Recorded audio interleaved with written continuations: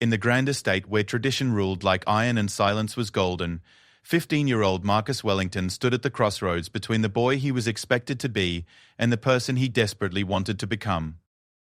But some battles can't be fought with whispered rebellions. Sometimes you have to shatter the crystal to let the light in.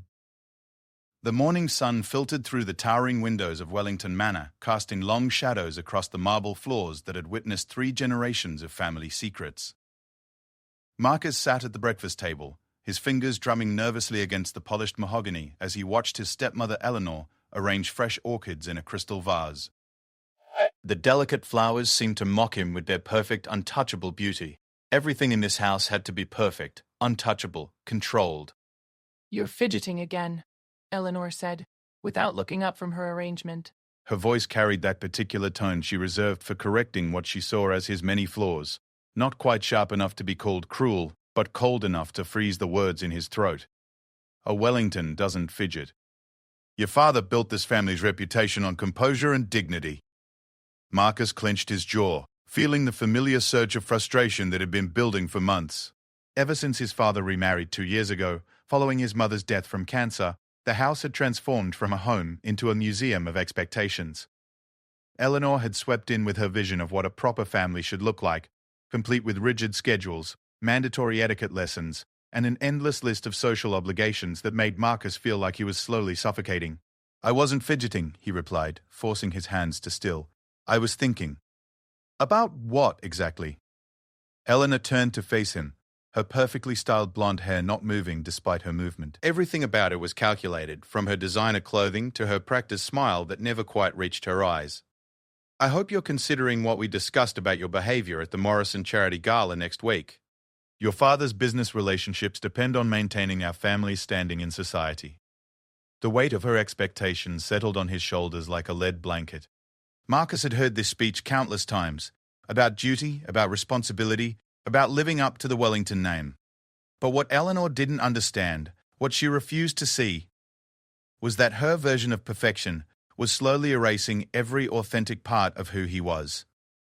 "Actually," Marcus said, surprising himself with the steadiness of his voice, "I was thinking about joining the school's environmental club. They're organizing a protest against the new development project that's threatening Miller's Creek. I want to help." Eleanor's carefully composed expression cracked for just a moment, revealing something harder underneath. "Absolutely not." "Protest?" "Marcus, we are not the kind of people who make scenes in public. We support causes through proper channels. Charity luncheons, fundraising galas, writing checks to appropriate organizations. We do not march around with signs like common activists."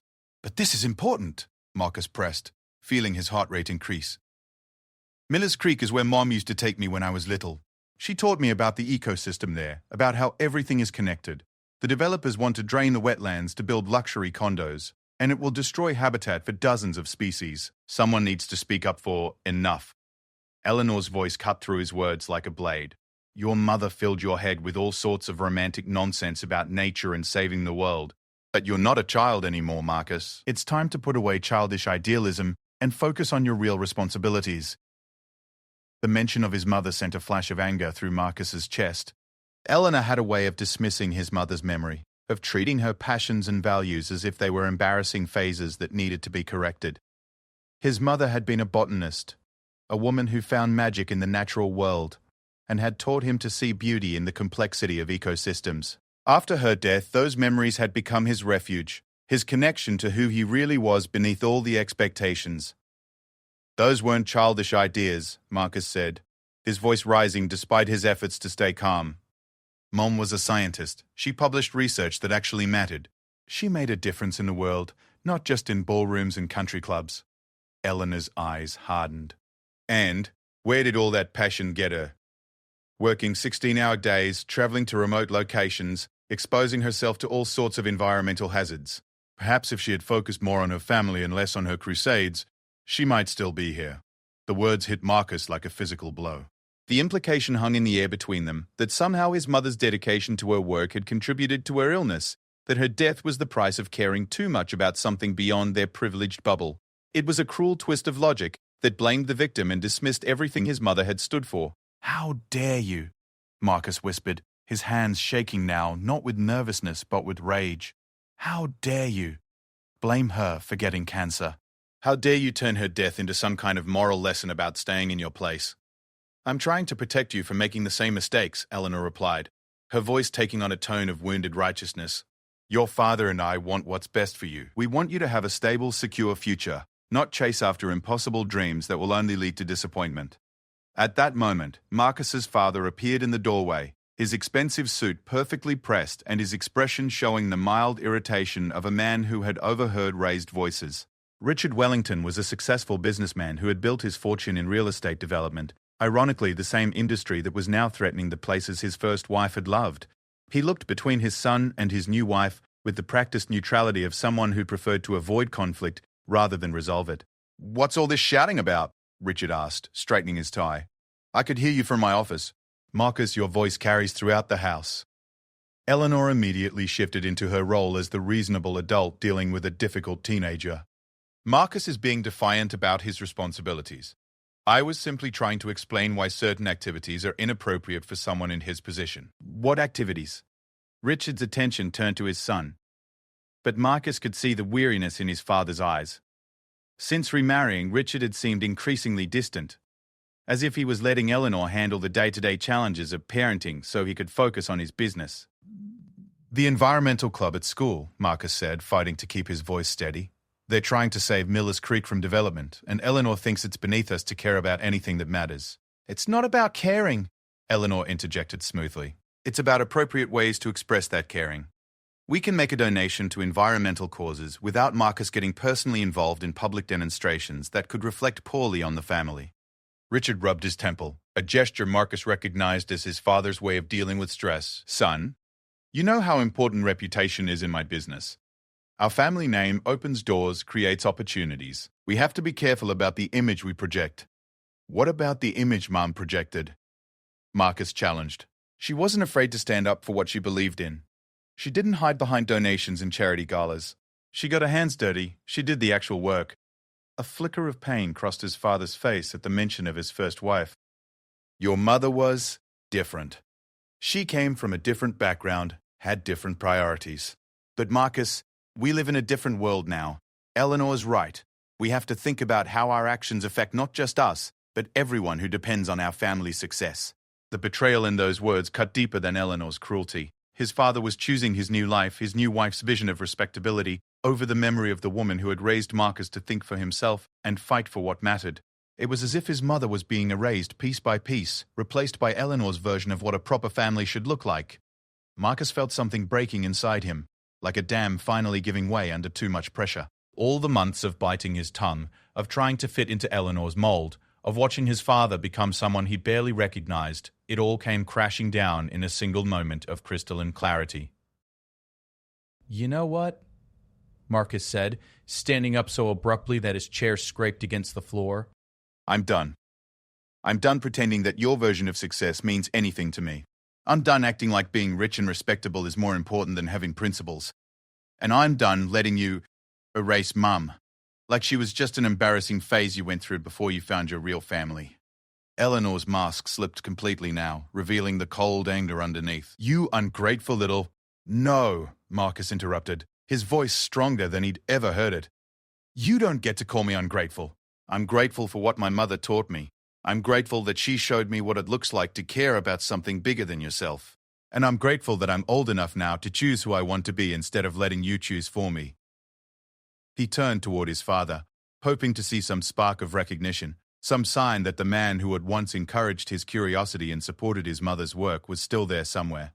"Dad, you used to be proud of Mom's research. You used to tell me stories about how she would come home covered in mud from the field sites, excited about some discovery she'd made. You said her passion was one of the things you loved most about her. What happened to that man?" Richard's face was a study in conflict, years of competing loyalties playing out in the space of a few seconds. When he finally spoke, his voice was quiet and tired. That man learned that passion doesn't pay the bills or protect the people you love. That man learned that sometimes you have to choose between idealism and security. "But what if you're wrong?" Marcus asked, feeling tears prick at his eyes despite his efforts to stay strong. "What if choosing security over everything else isn't protecting me at all? What if it's just teaching me to be afraid of caring about anything real?" The question hung in the air like a challenge, and for a moment Marcus thought he saw his father waver, but then Eleanor placed a hand on Richard's arm, a gesture that seemed to anchor him back to his current reality. "This conversation is over," Eleanor said firmly. "Marcus, you will not be joining any environmental clubs or protests.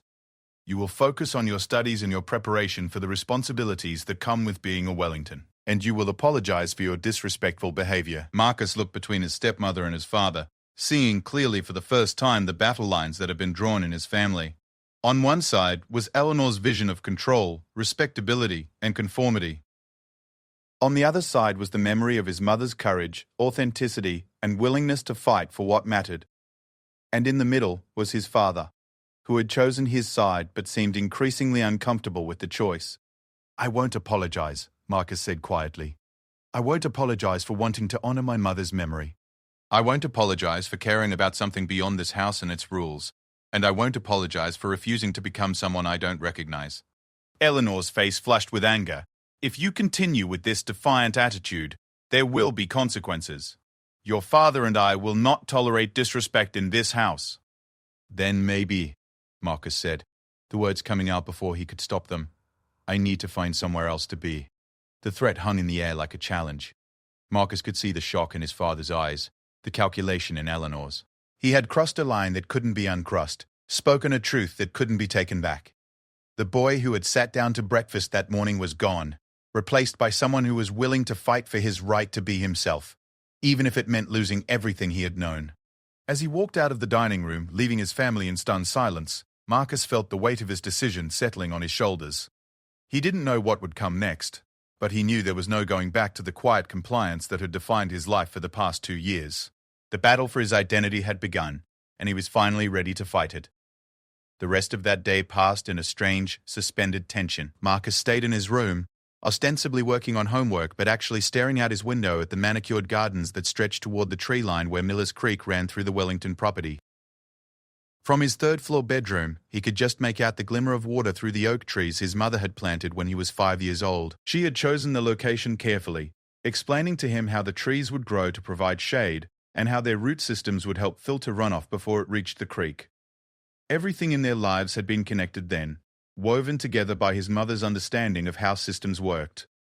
Natural systems, family systems, the delicate balance that sustained both.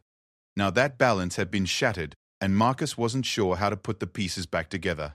A soft knock at his door interrupted his brooding. "Come in," he called, expecting to see Eleanor armed with another lecture or his father ready to attempt some sort of awkward reconciliation. Instead, Mrs. Rodriguez, their longtime housekeeper, slipped into the room with a plate of homemade cookies and a glass of milk. "Thought you might be hungry," she said quietly, setting the plate on his desk. "You missed lunch." Mrs. Rodriguez had worked for the Wellington family for nearly a decade, arriving when Marcus was 6 and becoming more of a maternal presence in his daily life than he had realized until his mother's death. She had witnessed the gradual transformation of the household under Eleanor's influence, and while she never spoke directly against her employer, Marcus had noticed the subtle ways she showed her disapproval. The slight tightening around her eyes when Eleanor issued particularly unreasonable demands, the way she made sure to preserve small traditions from Marcus's life with his mother. "Thanks, Mrs. Rodriguez," Marcus said, grateful for the kindness. "I'm sorry about this morning. I know the shouting probably made things uncomfortable for you." She sat down on the edge of his bed, a liberty she would never have taken if Eleanor were nearby. "Mijo, I've been cleaning up after family arguments since before you were born. A little raised voice doesn't bother me." She paused, studying his face with the sharp attention of someone who had watched him grow up. "But I can see this is about more than just raised voices." Marcus felt tears threatening again. Mrs. Rodriguez had this way of seeing through all his defenses, of recognizing when he was really hurting versus when he was just being a typical teenager. It was the kind of emotional intelligence his mother had possessed, the ability to look past behavior to the feelings underneath. "I don't know what to do," he admitted. "Eleanor wants me to be this perfect son who never causes problems, never has opinions that matter, never does anything that might embarrass the family. And Dad just goes along with it because it's easier than fighting. But if I keep pretending to be that person, I'll lose everything that made Mum proud of me." Mrs. Rodriguez nodded slowly. "Your mama, she was a fighter, but she was smart about how she fought. She picked her battles, and she always had allies." "What do you mean?" "She didn't try to change your father by arguing with him," Mrs. Rodriguez explained. She changed him by showing him new ways to see the world. And when people tried to dismiss her work, she didn't just get angry. She found other people who believed in the same things she believed in. She built coalitions. The word sparked something in Marcus's memory. His mother had often talked about the importance of building coalitions in environmental work, bringing together scientists, community members, educators, and policymakers to create change that no one person could accomplish alone. She had taught him that lasting change came not from individual heroics, but from collective action. "Do you think there are people at school who would understand?" he asked. Mrs. Rodriguez smiled. "Mijo, there are always people who understand. The trick is finding them and figuring out how to work together." She stood up, smoothing her apron. "Your mama kept journals, you know, about her work, but also about raising you, about the challenges she faced trying to balance her career and family expectations. They're in her study, in the box on the top shelf behind her field guides." Marcus's eyes widened. He had assumed that Eleanor had cleared out his mother's study completely, just as she had removed most of the family photos that featured his mother. The idea that there might be some record of his mother's thoughts, her struggles with similar conflicts, felt like discovering buried treasure. "Eleanor doesn't know about them?" he asked. "What she doesn't know won't hurt her, Mrs. Ayres," Rodriguez replied with a slight smile. "Your mama asked me to make sure certain things were preserved for when you were old enough to understand them. I think that time has come." After Mrs. Rodriguez left, Marcus waited until he heard Eleanor's car leave for her weekly bridge club meeting before venturing down to his mother's old study. Richard had converted most of the space into a home office, but he had left one wall of built-in bookshelves intact, filled with his mother's extensive collection of field guides, scientific journals, and environmental literature. Standing on a chair, Marcus reached behind the bird identification guides to find a weathered cardboard box. Inside, wrapped in one of his mother's old scarves, were 3 leather-bound journals spanning the years from his birth to just a few months before her diagnosis. The pages were filled with his mother's careful handwriting, scientific observations mixed with personal reflections, sketches of plants and animals interspersed with longer passages about the challenges of balancing her research with family life. One entry, dated when Marcus was 12, particularly caught his attention. "Richard continues to express concern about my travel schedule, about the risks involved in fieldwork. I understand his fears. They come from love, from wanting to protect our family. But I worry about what happens if I give up the work that defines me in order to ease his anxiety. What message does that send to Marcus about pursuing your passions? About standing up for what you believe in?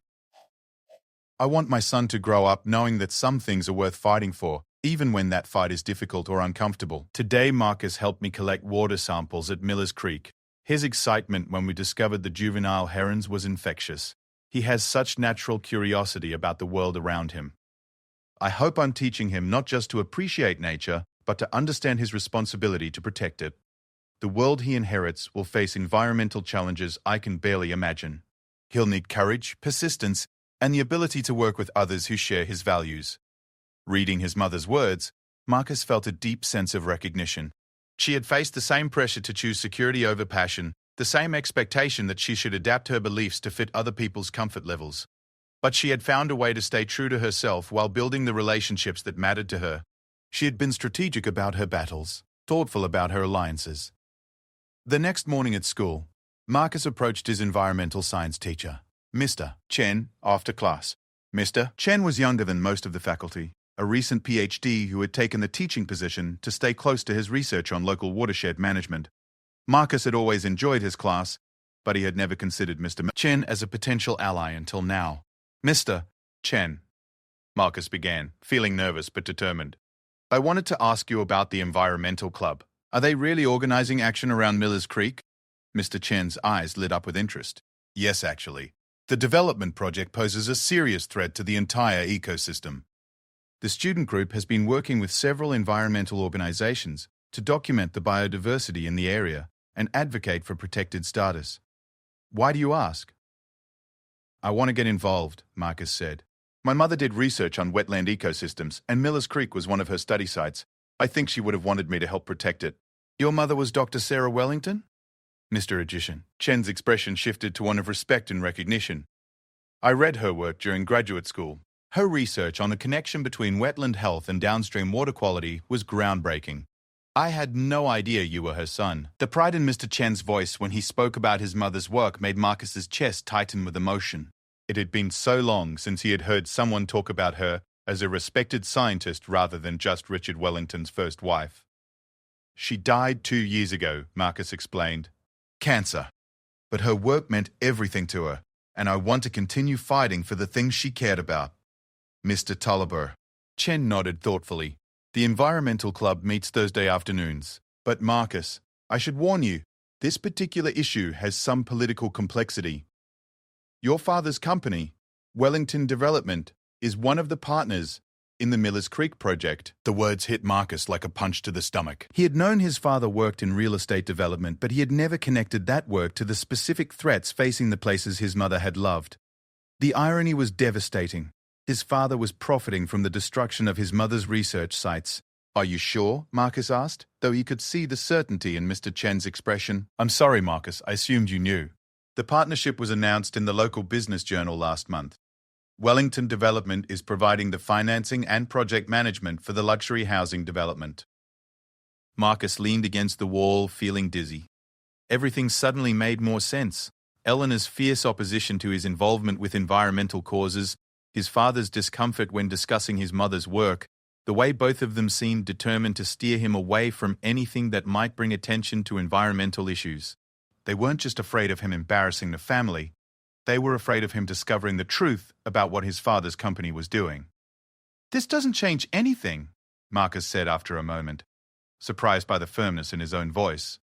If anything, it makes it more important for me to get involved.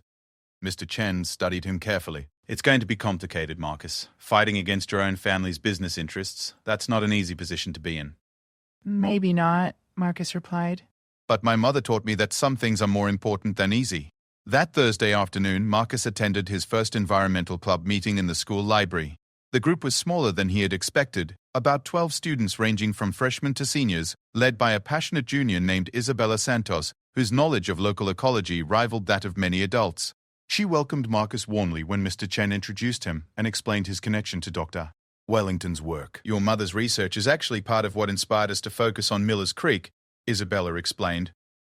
Her documentation of the species diversity there helped us understand just how much would be lost if the development goes forward. We're trying to get the area designated as a protected wetland, but we need more community support. As the meeting progressed, Marcus found himself energized by the group's passion and knowledge. These were students who cared deeply about environmental issues, who had educated themselves about complex ecological systems, who were willing to spend their free time fighting for causes that mattered to them. They reminded him of his mother's graduate students, the young researchers who had visited their house for dinner parties filled with animated discussions about their latest findings. Isabella outlined their current strategy, collecting detailed biological surveys to document the biodiversity in Millers Creek, reaching out to local environmental organizations for support, organizing community education events to raise awareness about the importance of wetland preservation, and ultimately presenting their case to the City Planning Commission when the development proposal came up for final approval. The challenge, Isabella admitted, is that we're up against some powerful interests. The development consortium includes several major local businesses, and they've already invested significant money in the project. We need to build a compelling case that protecting the wetlands serves the community's long-term interests better than short-term development profits. Marcus raised his hand tentatively. What if we could get someone from inside the development consortium to speak up for protection? Someone with credibility in the business community who could make the economic argument for preservation. Isabella looked intrigued. That would be amazing, but who? Most of the business leaders involved in this project aren't exactly known for their environmental advocacy. Marcus felt his heart pounding as he realized what he was contemplating. What if I could talk to my father? His company is one of the development partners, but maybe if he understood the environmental impact, if he knew how important this was to my mother's research. The room fell silent as the other students processed this revelation. Marcus could see the mixture of surprise, skepticism, and hope in their faces. He was proposing to become a double agent in his own family, to use his insider access to potentially sabotage his father's business interests. Marcus, Isabella said carefully, that's incredibly brave of you to offer, but it's also incredibly risky. If your father isn't receptive, it could create serious problems for you at home. There are already serious problems at home, Marcus replied. At least this way, they'll be about something that matters. As he walked home from the meeting, Marcus felt a mixture of excitement and terror. He had found his allies, the coalition his mother might have built if she was still alive. But he had also committed himself to a confrontation with his father that could shatter what remained of their relationship. He thought about his mother's journal entries about her willingness to fight for her principles even when it was difficult or uncomfortable. Some things were worth fighting for, even when the people you loved were on the other side of the battle. Marcus was beginning to understand that growing up meant not just deciding who you wanted to become, but being willing to defend that choice against anyone who tried to stop you, even your own family. The real test would come when he sat down across from his father and tried to convince him that some things were more valuable than profit margins. Marcus wasn't sure he was ready for that conversation, but he knew he couldn't avoid it much longer. His mother's legacy depended on it, and so did his own integrity. Marcus spent 3 days working up the courage to approach his father. He used that time to prepare, reading through more of his mother's journals and research papers, gathering scientific data about Miller's Creek's ecosystem, and even reaching out to some of his mother's former colleagues who could provide expert testimony about the wetland's importance. Isabella had helped him compile a folder of documentation that made a compelling case for preservation from both environmental and economic perspectives. The opportunity came on Sunday evening when Eleanor was attending one of her society meetings and Richard was in his study reviewing reports for Monday's business meetings. Marcus knocked on the heavy oak door, his heart hammering against his ribs. "Come in," his father called without looking up from his papers. Richard's study was a monument to success.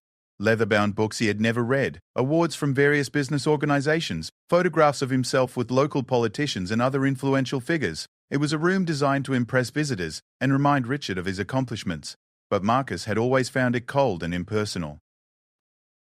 Unlike his mother's study, which had been filled with evidence of her passion and curiosity, this space felt like a performance. "Dad, could I talk to you about something important?" Richard glanced up, his expression already showing the mild annoyance of a busy man being interrupted. "Can it wait until tomorrow? I have the Millers Creek development presentation to the Planning Commission on Tuesday, and I need to review these environmental impact assessments."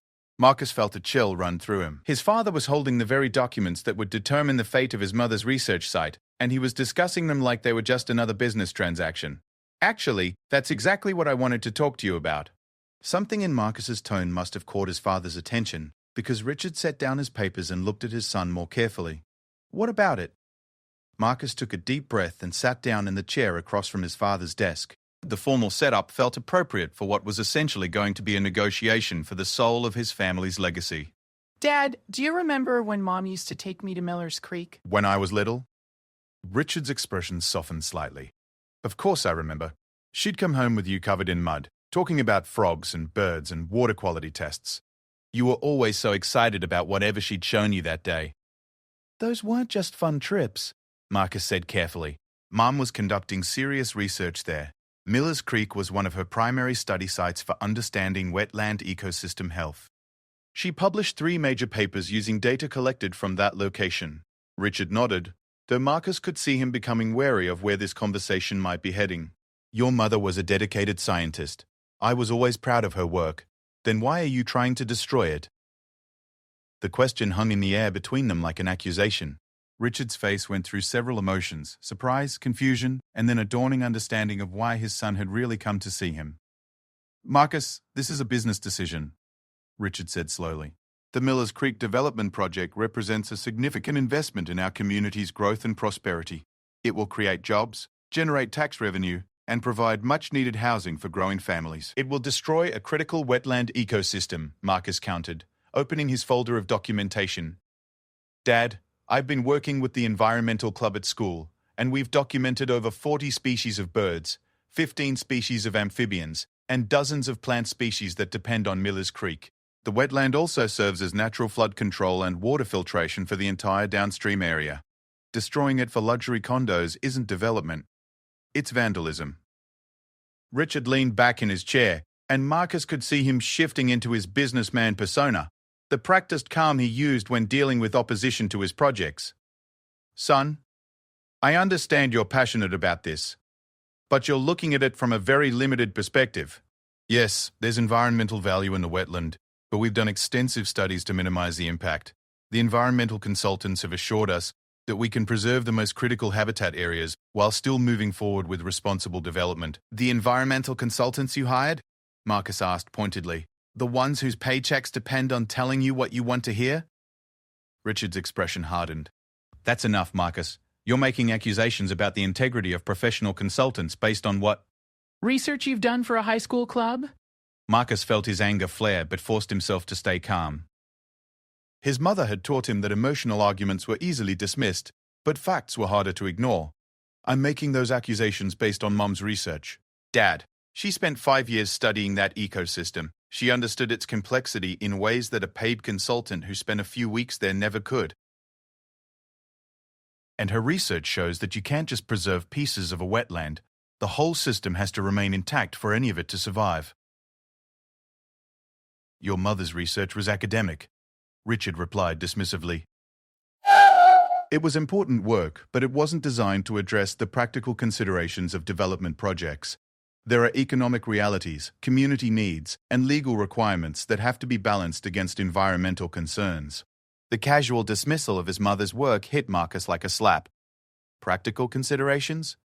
Dad, Mom's research has been cited in dozens of environmental protection cases across the country. Her work on wetland connectivity has influenced federal policy. You're acting like she was just a hobbyist collecting bugs for fun. I'm not diminishing your mother's accomplishments, Richard said, though his tone suggested otherwise. But, Marcus, you have to understand. This project represents millions of dollars in investment and contracts that are already signed. Even if I wanted to pull out, which I don't, the legal and financial consequences would be devastating for our family's future. Marcus stared at his father across the mahogany desk, seeing clearly for the first time the man his mother had been married to for 15 years. Richard Wellington wasn't evil or deliberately destructive.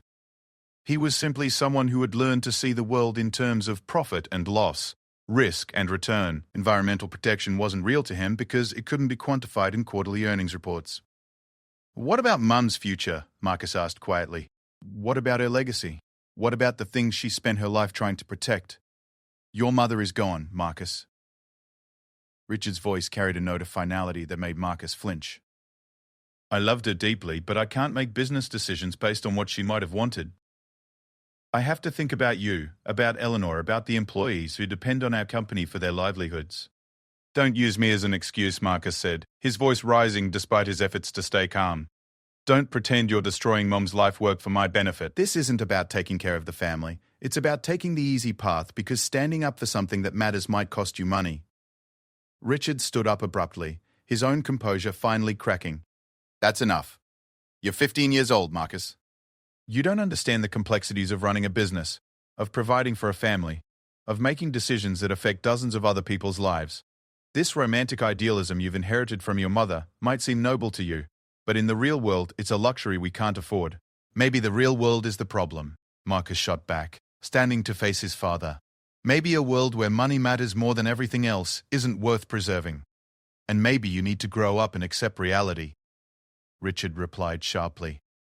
Your mother had the luxury of pursuing her ideals because I provided the financial stability that made that possible. Someone has to make the hard choices, someone has to be practical. The accusation that his mother had been an impractical idealist living off his father's success ignited something explosive in Marcus's chest. Mum didn't pursue her ideals. She fought for them. She spent months in swamps and forests doing research that helped protect habitats all over the region. She testified before Congress about environmental protection laws. She was offered positions at major universities but chose to stay here because she believed local environmental work mattered. She wasn't some pampered academic playing with nature. She was a scientist making a real difference in the world. And where did all that fighting get her? Richard asked, his voice cold. Working herself to exhaustion, exposing herself to environmental hazards, traveling constantly for research that took her away from her family. If she had focused more on taking care of herself instead of trying to save every endangered species in the state, she might still be alive. The words hit Marcus like a physical blow. It was the same cruel logic Eleanor had used, blaming his mother's passion for her death, suggesting that caring too much about the world beyond their privileged bubble had somehow caused her cancer. It was a twisted narrative that absolved everyone else of responsibility while making his mother's greatest virtues seem like character flaws. That's not true, Marcus whispered. But even as he said it, He could see that his father believed it. Richard had convinced himself that his wife's dedication to her work had somehow contributed to her illness, that her refusal to live a smaller, safer life had robbed their family of more time together. "I'm trying to protect you from making the same mistakes," Richard continued, his voice softer but no less firm. "I want you to have a stable, secure future. I want you to build something that will last, something that will provide for your family, the way my business has provided for ours." Marcus felt tears stinging his eyes, but he refused to let them fall. "And I want to build something Mom would be proud of. Something that honors what she stood for. Dad, can't you see that destroying Miller's Creek isn't just about money or development? It's about choosing what kind of person you want to be, what kind of legacy you want to leave." For a moment, Marcus saw something flicker in his father's expression. Doubt, perhaps? Or grief? Or the ghost of the man who had once been proud of his wife's environmental work. But then Richard's business mask slipped back into place, and Marcus knew he had lost. "The decision has been made," Richard said firmly. "The contracts are signed, the permits are approved, and construction begins next month. I'm sorry you're disappointed, but this is bigger than your feelings about your mother's work." Marcus felt the weight of defeat settling on his shoulders, but along with it came a strange sense of clarity. He had tried to reach his father through reason, through emotion, through appeals to his mother's memory. None of it had worked because Richard had already made his choice years ago when he decided that Eleanor's vision of respectability was more important than his first wife's legacy. "You're right," Marcus said quietly. "This is bigger than my feelings. It's about who we choose to be when the choice matters." He gathered up his folder of research and documentation, the carefully prepared arguments that had proved useless against his father's willful blindness. "I guess I know who you've chosen to be." As he turned to leave the study, Richard called after him. "Marcus, wait. I know you're upset, but you'll understand someday. When you're older, when you have responsibilities of your own, you'll see that sometimes you have to make practical choices, even when they're not the choices your heart wants to make." Marcus paused in the doorway without turning around. "No, Dad. When I'm older, I'll understand that some choices define who you are forever, and you'll understand that some things are too important to compromise away." Walking back to his room, Marcus felt the strange emptiness that comes after a decisive defeat. He had gambled everything on the hope that his father might still have some connection to the values he had once shared with his wife. Instead, he had learned that Richard Wellington was exactly who he appeared to be, a man who had traded his principles for financial success and convinced himself it was a noble sacrifice. But Marcus had also learned something important about himself. He wasn't willing to make that trade. He wasn't willing to let his mother's work be forgotten, or her values be dismissed as impractical idealism. If his father wouldn't fight for her legacy, then Marcus would have to find another way. The Environmental Club was meeting on Monday after school to finalize their presentation to the Planning Commission. Marcus had promised to report back on his conversation with his father, and he dreaded having to admit that his inside access to the development consortium had yielded nothing. But as he lay in bed that night, staring at the ceiling and thinking about his mother's journals, an idea began to form. His father was wrong about one thing. The decision wasn't final yet. The Planning Commission still had to give their approval for the final construction permits, and that meeting was public. It was a forum where citizens could voice their concerns, where scientific evidence could be presented, where the Environmental Club's research could be heard by people who might still be willing to choose preservation over profit. Marcus couldn't change his father's mind, but he could make sure his father's decision was challenged by people who understood what was really at stake. His mother had taught him that lasting change came from building coalitions, and he was about to test that lesson in the most important fight of his young life. The boy who had tried to reason with his father was gone, replaced by someone who understood that some battles couldn't be won through family discussions. They had to be fought in public, with allies, with evidence, and with the kind of courage his mother had shown when she stood up for the natural world against forces that saw it only as raw material for development. Marcus was finally ready to honor his mother's memory by becoming the kind of person she had raised him to be, someone who fought for what mattered, even when the fight seemed impossible to win. The Planning Commission meeting was scheduled for Tuesday evening in the Civic Centre's main auditorium. Marcus spent Monday afternoon with the Environmental Club, helping to prepare their presentation and coordinate with the local environmental organizations that would be speaking against the development. Isabella had done a remarkable job building a coalition. They had support from the Sierra Club, the local Audubon Society, 3 university professors who had worked with Marcus's mother, and even a few business owners who understood the economic value of ecotourism and sustainable development. "Are you sure you want to speak?" Isabella asked Marcus as they practiced their presentations. "I know this is personal for you, especially with your father being on the other side." Marcus looked around at the group of students who had become his closest allies over the past few weeks. They had accepted him completely once they understood his commitment to the cause, never making him feel guilty about his family's involvement in the development. Their support had given him strength he didn't know he possessed. "I have to speak," he said. "These people knew my mother's work. If I can remind them of what she discovered at Miller's Creek, if I can connect her research to what's at stake now, maybe it will make a difference."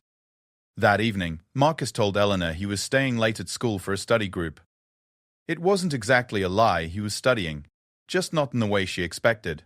He changed into his best suit in the school bathroom and walked the 12 blocks to the Civic Center, his speech notes folded in his jacket pocket, along with a photograph of his mother conducting water quality tests at Miller's Creek.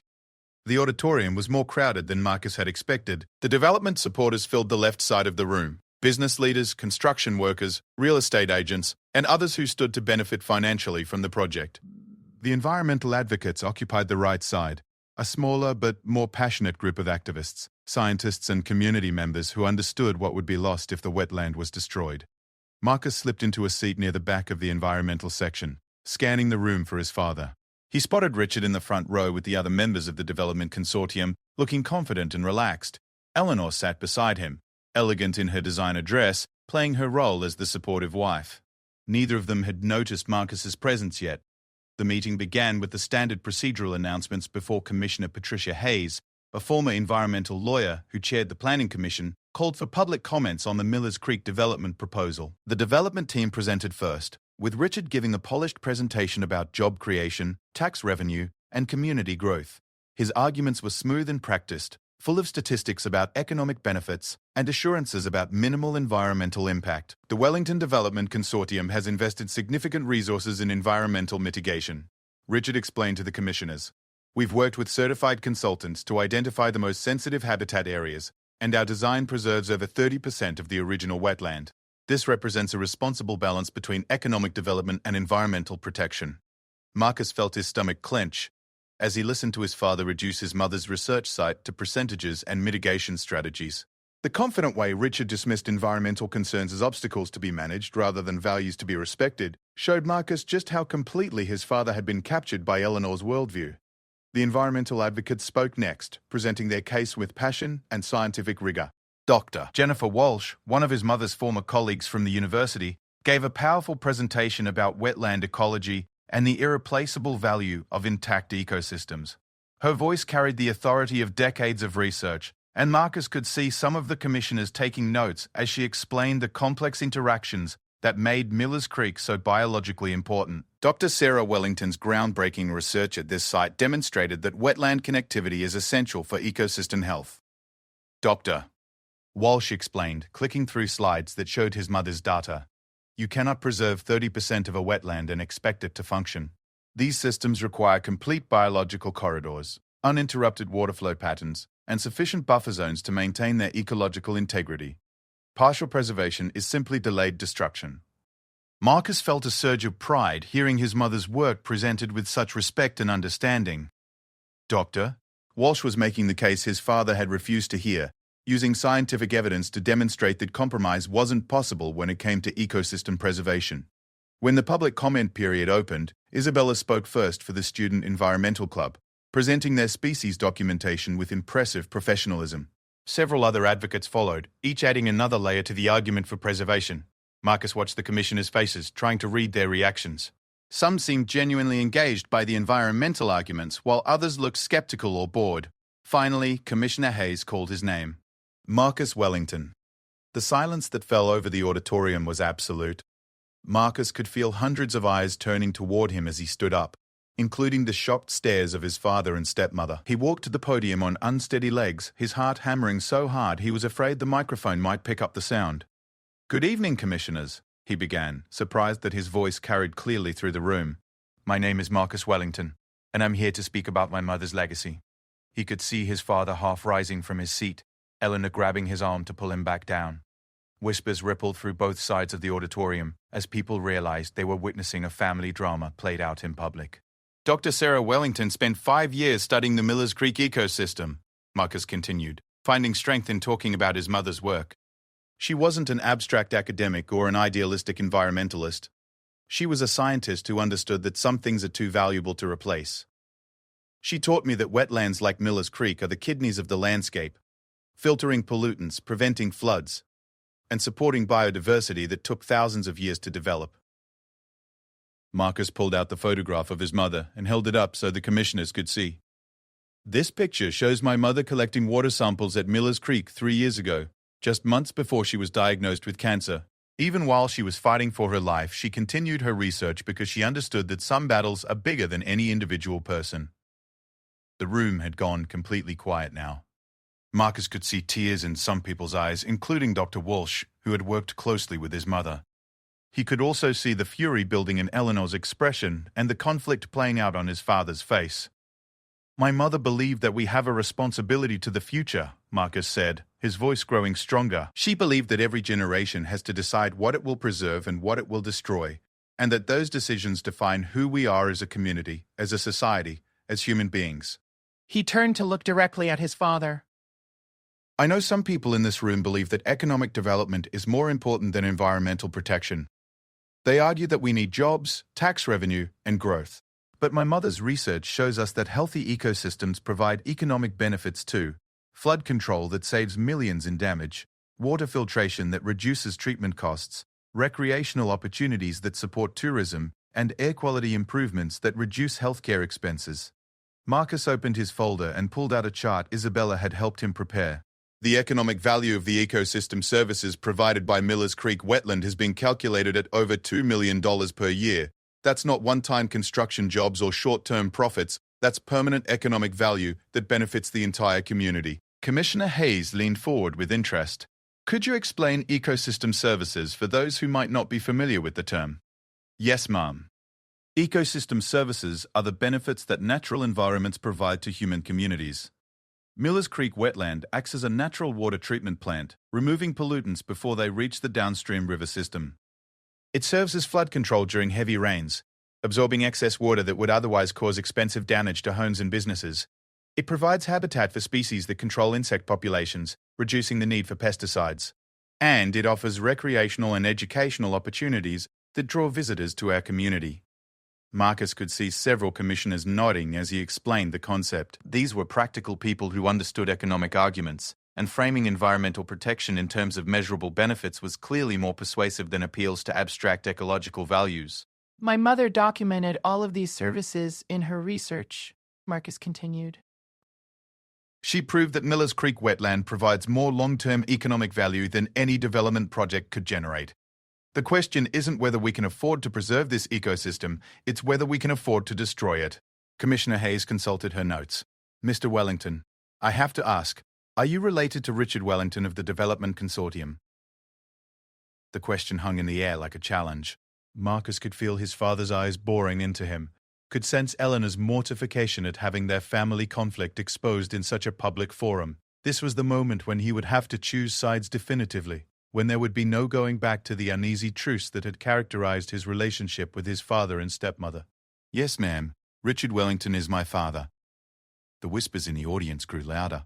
Someone in the development section called out, "Family betrayal," before being hushed by others. Marcus saw his father put his head in his hands. Whether from shame or anger, he couldn't tell. I love my father, Marcus continued, his voice steady despite the emotional turmoil in his chest. But I love my mother's memory more, and I believe she would want me to stand up for the values she died defending, even if that means standing against people I care about.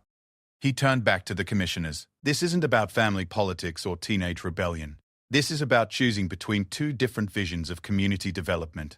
One vision sees the natural world as raw material to be exploited for short-term profit. The other vision sees the natural world as a partner in creating sustainable long-term prosperity. Marcus pulled out his final piece of evidence. A letter his mother had written to the local environmental organization just months before her death, outlining her concerns about development pressure on local wetlands. My mother wrote this letter knowing she might not live to see the outcome of the environmental battles she was fighting. but she wanted to make sure that future generations would have the information they needed to make good decisions. She wrote, "The wetlands of our region are irreplaceable natural treasures. Once they are destroyed, they cannot be recreated. Future generations will judge us by whether we had the wisdom to preserve these gifts or the short-sightedness to trade them away for temporary financial gain." Marcus folded the letter carefully and looked out at the audience. He could see his environmental club friends nodding with encouragement, Dr. Walsh wiping away tears, and his father staring at him with an expression he couldn't read. "Commissioners, I'm not asking you to take my word for anything. I'm asking you to listen to the scientific evidence, to consider the long-term economic analysis, and to honor the research my mother and others have done to help us understand what's really at stake. Miller's Creek wetland is not just another piece of undeveloped land. It's a functioning ecosystem that provides irreplaceable services to our entire community." As he concluded his remarks and walked back to his seat, Marcus felt a strange combination of relief and terror. He had said everything he needed to say, made the strongest possible case for preservation, and honored his mother's memory in the most public way possible. But he had also irreparably damaged his relationship with his father and stepmother. There would be consequences for this public confrontation that he couldn't even begin to imagine. The development team was given a chance to respond to the environmental arguments. Richard stood at the podium, his usual confidence visibly shaken. He looked older than Marcus had ever seen him, burdened by the weight of defending a project that his own son had just eloquently opposed. "Commissioners, I want to address the emotional arguments that have been made this evening," Richard began, his voice careful and controlled. "No one questions Dr. Forsyth, Wellington's dedication to environmental science or the value of her research, but we cannot make land use decisions based solely on sentiment or academic ideals. We have to balance environmental concerns with economic realities, community needs, and practical constraints." Marcus watched his father struggle to maintain his professional composure while responding to arguments that had been made by his own son. It was painful to see the man he loved trying to dismiss his mother's work as mere sentiment, especially when Marcus knew that Richard had once been genuinely proud of his wife's scientific achievements. The Wellington development proposal represents a carefully planned compromise that preserves the most environmentally sensitive areas while providing needed housing and economic growth, Richard continued. "We have worked with environmental consultants to minimize impact and ensure compliance with all applicable regulations." But Marcus could hear the defensiveness in his father's voice, could see that the environmental arguments had shaken the development team's confidence. Several commissioners asked pointed questions about the adequacy of partial wetland preservation, about the long-term viability of the proposed mitigation measures, and about whether sufficient consideration had been given to the ecosystem services argument that Marcus had presented. Commissioner Hayes announced that the Commission would take the proposal under consideration and render a decision within 2 weeks. As the meeting adjourned, Marcus found himself surrounded by environmental advocates congratulating him on his courage and effectiveness. Dr. Walsh pulled him aside with tears in her eyes. "Your mother would be so proud of you," she said. "That was exactly the kind of principled stand she would have taken. You honored her legacy beautifully tonight." But even as Marcus accepted the congratulations and support from his environmental allies, he couldn't help looking across the auditorium at his father and stepmother. Eleanor was clearly furious, her face flushed with anger and embarrassment. Richard looked broken, as if he had just realized that his family was irreparably fractured. As the crowds dispersed, Marcus found himself alone in the parking lot, unsure whether to go home or find somewhere else to spend the night. He had won a battle for his mother's values, but he had lost whatever remained of his place in his father's family. The price of integrity, he was learning, could be higher than he had ever imagined. Marcus spent that night at Isabella's house after her parents graciously offered him a place to stay when they heard what had happened at the Planning Commission meeting. The Santos family lived in a modest neighborhood far from the Wellington estate, in a house filled with warmth, laughter, and the comfortable chaos of a family that actually talked to each other about things that mattered. Sitting around their kitchen table, sharing homemade tamales and listening to Isabella's younger brother practice violin, Marcus felt something he hadn't experienced in his own home for 2 years, a sense of belonging. "You did something really brave tonight," Isabella's mother Maria told him, as she served him another helping of rice and beans. "Standing up to family is one of the hardest things anyone can do." "I don't feel brave," Marcus admitted. "I feel like I just blew up my entire life." Isabella's father, Roberto, looked up from his newspaper. "Sometimes blowing up your life is the only way to build one that's actually worth living." Marcus's phone buzzed constantly throughout the evening. Text messages from his father demanding he come home, voicemails from Eleanor threatening consequences for his stunt, and a few supportive messages from environmental club members who had seen news coverage of the meeting. He turned the phone off eventually, not ready to face the aftermath of his very public family rebellion. He didn't sleep much that night, lying on Isabella's brother's bunk bed and staring at the ceiling while replaying every moment of the planning commission meeting. He thought about the look on his father's face when he had stood up to speak, the way Richard's professional mask had cracked when his own son challenged his business interests. He thought about his mother's research, about the years she had spent documenting the intricate web of life in Miller's Creek wetland, about her belief that some things were too precious to be sacrificed for profit. Most of all, he thought about the person he was becoming, someone who was willing to fight for his principles, even when that fight cost him everything familiar and safe. His mother had raised him to think for himself, to question authority, to stand up for what he believed was right. Tonight, he had finally lived up to that teaching, and despite the fear and uncertainty he felt, there was also a deep sense of rightness about what he had done. Wednesday morning brought unexpected news. Mrs. Rodriguez appeared at the Santos house just after breakfast, carrying a suitcase and looking both worried and determined. "Your father sent me to bring you home," she told Marcus, but then she lowered her voice. "But first, I wanted to tell you that I was proud of what you did last night. Your mama, she would have been so proud too." Marcus hugged the woman, who had been more of a parent to him than anyone else over the past 2 years. "Rodriguez, I don't think I can go back there, not after what happened." She smiled sadly. "I know, mijo. That's why I brought you things. And this." She handed him an envelope with his name written in his father's handwriting. Marcus opened it with trembling fingers, not sure what to expect. Inside was a brief note and a check for $10,000. "Marcus, I don't understand the choice you made last night, but I'm beginning to understand that it was your choice to make. Eleanor and I cannot continue to live with the conflict and tension that your environmental activities have brought to our home. We think it would be best for everyone if you found other living arrangements for the remainder of the school year. The enclosed money should cover your expenses until you graduate and can make more permanent arrangements. Mrs. Dutch. Rodriguez has packed your belongings and can help you find suitable housing. I hope someday you will understand that everything I have done has been motivated by love and concern for your future, even if you cannot see that now. Your father." Richard Marcus read the letter twice, feeling a strange mixture of hurt and relief. His father was essentially disowning him, choosing Eleanor's vision of family peace over his relationship with his son. But he was also setting Marcus free to live according to his own values, without the constant pressure to conform to someone else's expectations. "He's kicking me out," Marcus said, showing the letter to Mrs. P. Dale. Rodriguez. She sighed heavily. "He's scared, mijo. Scared of losing Eleanor. Scared of facing the truth about what his business is doing. Scared of admitting that your mama was right about things that matter more than money. Scared people do hurtful things sometimes." Isabella's parents, who had been listening to this conversation with growing concern, immediately offered to let Marcus stay with them until he could make other arrangements. But Mrs. Brugge, Rodriguez had a different suggestion. "Your mama's sister? Your Aunt Catherine? She lives in Portland. She's been wanting to reconnect with you since your mama died, but Eleanor wouldn't allow it. Your aunt is a teacher, and she understands about following your conscience even when it's hard. I think maybe she would welcome you." Marcus remembered Aunt Catherine dimly, his mother's younger sister who taught high school biology and led student environmental trips every summer. She had visited occasionally when his mother was alive, bringing stories of her students' research projects and her own advocacy work for science education. Eleanor had disapproved of Catherine's influence and had discouraged contact after the funeral. "Do you think she would really want me to come live with her?" Mrs. Rodriguez smiled. "Mijo, that woman has been asking about you for 2 years. She would be thrilled." That afternoon, while Marcus was still processing the reality of his new situation, Isabella burst into the Santos house with huge news.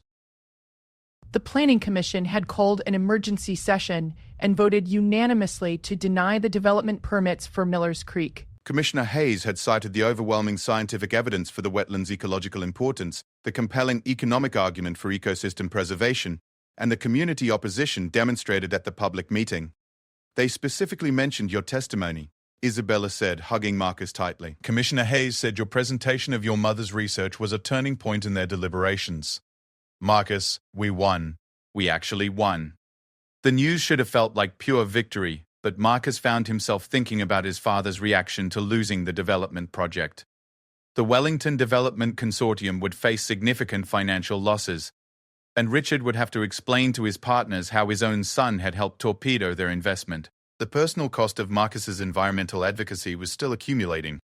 But when Dr. Walsh called an hour later to congratulate him and invite him to speak at a statewide environmental conference about youth activism, Marcus felt a different kind of pride than he had ever experienced. This wasn't the hollow satisfaction of meeting someone else's expectations. It was the deep fulfillment of knowing he had fought for something that mattered and won. Thursday evening, Marcus sat in his childhood bedroom for the last time, packing his remaining belongings, while Mrs. Rodriguez helped him sort through years of accumulated possessions.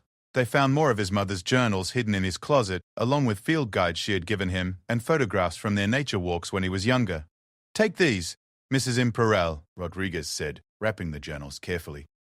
"Your mama wanted you to understand her work, her thinking. These will help you remember who she really was when other people try to tell you different stories about her." As they packed, Mrs. Rodriguez shared memories of Marcus's mother that he had never heard, stories about how Sarah had struggled with Richard's family's expectations when they were first married, how she had fought to maintain her independence and continue her research career, how she had worried about raising Marcus to be strong enough to resist the pressure to conform that came with wealth and social position. "Your mama, she knew you would face this choice someday," Mrs. Rodriguez said. "She prepared you for it, even though she probably hoped you wouldn't have to choose so young." That night, Marcus called Aunt Catherine. Her voice was warm and excited when she heard from him, and when he explained his situation, she didn't hesitate for a moment. "Of course you should come here," she said. "Marcus, I've been hoping for a chance to get to know you better. Your mother talked about you constantly. She was so proud of your curiosity, your compassion, your willingness to think for yourself. I would love to have you finish school here and maybe spend some time learning about the environmental work we're doing in the Pacific Northwest." As Marcus lay in bed that final night in Wellington Manor, he thought about the journey that had brought him to this point. 3 weeks ago, he had been a confused, frustrated teenager, trying to navigate the competing expectations of a fractured family. Tonight, he was someone who had stood up for his principles in the most public way possible and was preparing to start a new life based on his own values rather than other people's requirements. The house felt different now, less like a prison and more like a chapter in his life that was ending. He had learned important lessons here about the cost of compromise, about the difference between peace and justice, about the courage required to choose authenticity over approval. But he had also learned that some battles were worth fighting, even when victory came at a high personal price. Friday morning, Aunt Catherine arrived to pick him up in her hybrid sedan covered with bumper stickers supporting various environmental causes. She hugged him tightly when she saw him, and Marcus could see his mother's eyes in her face. The same intelligence and passion that he remembered from his childhood. "Ready for an adventure?" she asked as they loaded his belongings into the car. Marcus looked back at the house where he had grown up, where he had learned to love nature through his mother's teaching, and learned to fight for justice through his own experience. His father and Eleanor weren't there to see him leave. They had chosen to avoid the awkwardness of a goodbye by attending a business meeting in another city. But Mrs. Rodriguez stood on the front steps waving, tears streaming down her face as she watched the boy she had helped raise drive away to start his adult life. As they pulled onto the highway toward Portland, Aunt Catherine told him about the high school he would be attending, about the advanced environmental science program they offered, about the college preparation opportunities for students interested in ecological research. She talked about weekend trips to study old-growth forests, about summer internships with environmental organizations, about the community of people he would meet who shared his mother's passion for protecting the natural world.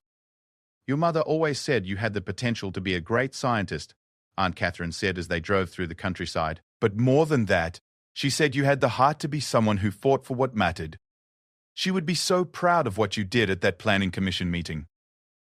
Marcus rolled down the window and felt the wind rushing through his hair, carrying the scent of forests and rivers and the promise of new possibilities.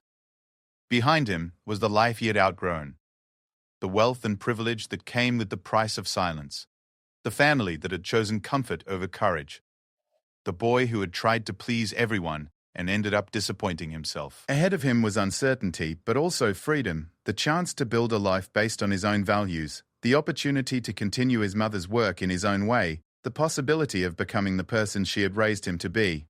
For the first time in 2 years, Marcus felt like he was moving towards something instead of away from it.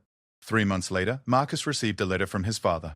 Richard wrote about the difficult period following the failed development project, about his growing distance from Eleanor as their different values became impossible to ignore, about his slow recognition that perhaps Marcus had been right about things that mattered more than money. The letter ended with an apology and an invitation. When Marcus was ready, Richard wanted to have a real conversation about the future, about finding a way back to each other that honored both their needs. Marcus wasn't ready for that conversation yet, but he kept the letter. Someday, when he had grown into the person he was becoming, when he felt secure enough in his own identity to risk reopening the relationship with his father, maybe they could find a way to rebuild their bond around shared values instead of shared silence. For now, Marcus was learning what it meant to live authentically. He was excelling in his new school's environmental program, planning to study environmental science in college, and working with Aunt Catherine on research projects that continued the work his mother had started. He had found a community of people who valued courage over comfort, who measured success by positive impact rather than profit margins, who understood that some fights were worth having even when they were difficult. On weekends, he volunteered with local environmental organizations, teaching younger students about ecosystem conservation and helping them understand that they had the power to make a difference in the world. Standing in front of those eager young faces, sharing the knowledge his mother had passed down to him, Marcus felt the deep satisfaction of knowing he was living up to her legacy.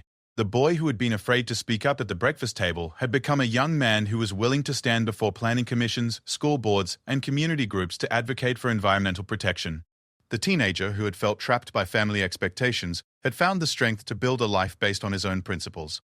The son who had lost his mother had discovered a way to honor her memory that felt authentic and powerful.